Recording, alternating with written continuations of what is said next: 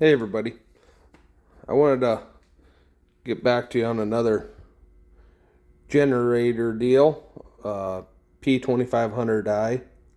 Again, this is the little bit newer one. I had a previous video of doing a altitude jet kit on this generator. Anyway, last fall I was having some issues with it wanting to die.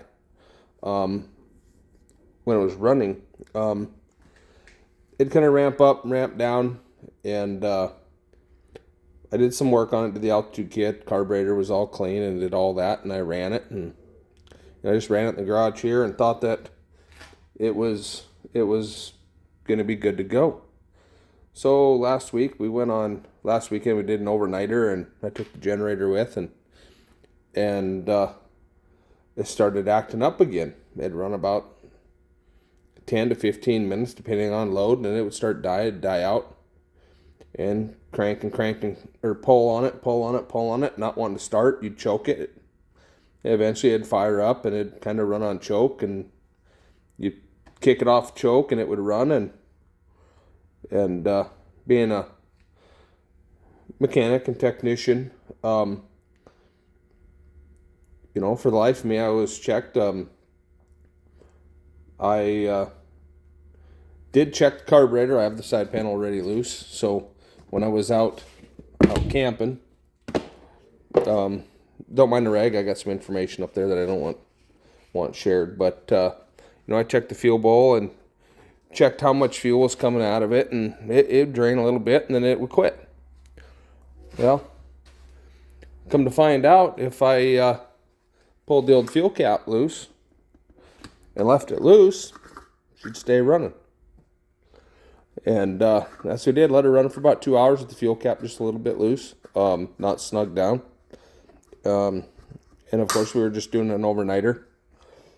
So I get it home and I tried to do some checking on it and see if anybody else had any issues on it. I couldn't find any information out there on it, on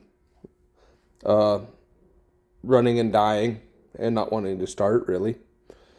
So I followed some lines and found that there's a little line down in there underneath the carburetor that comes down and around.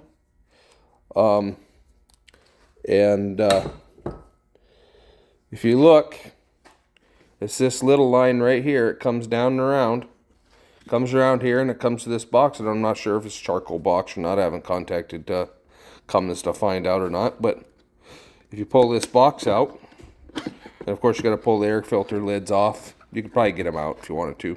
There's two hoses. So you got the one coming from the fuel tank vent, which if you look in the fuel tank, there's a metal tube right back here on this side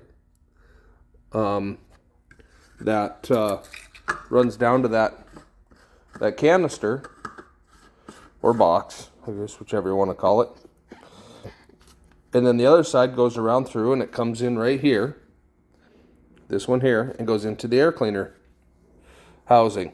Well, it's new enough that I'm sure this thing's got where it's, they want to make sure that any venting is getting burned. Well, I pulled this off and tried to blow through it.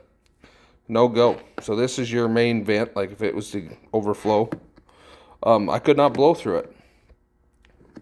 So I hooked the air hose up to it and gave her a little shot of air, and a big old wad of black junk blew out of it, and it was open. I could blow through it easily, with no issues. It dried out. I had a little bit of moisture in here because I was having a hard time getting it started. Cleaned that all up, got the extra fuel out of there out. What I think had happened is where we go camping at, it's usually fairly rough when we go to the mountains, go camping. We'll go camping up in places where most people won't pull up a camper. And if you fill this up, and there's a deal in there, and we use the bigger fuel cans, we pack them, them big white race fuel cans, and they like to fill up fast, but there is a red do not fill mark past there, and then here, of course, is your tube right here. And I know for sure that I've overfilled it a couple times, or the kid has, or the wife, or somebody that's filling it up, of course, and all that. Or if you fill it up to the right and you're bouncing up and down gravel roads, logging roads, everything where we go camping at, and this thing's shaking around in the back of the pickup, and it's trying to vent, and it's sending fluid through here straight into this canister, and it plugged up. So if you have a 2500i and you're having performance issues, and it's not wanting to stay running, and it's kind of idling up, and you hear it burbling and farting, and it's not running right, check that. Check this box. It's easy. A couple clamps, you pull it off. One's bigger than the other. Well, they're all three are different sizes, but try that. This one is running good after that with no issues. Be running again this weekend and taking another trip, and this weekend will be a 2-nighter. So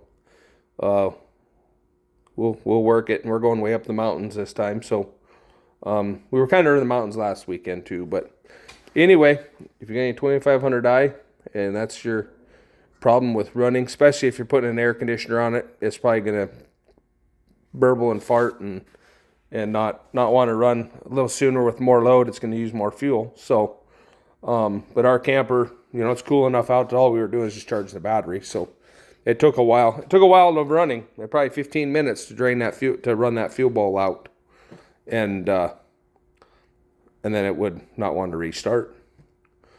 But there you go. Thank you guys for checking out. Bye.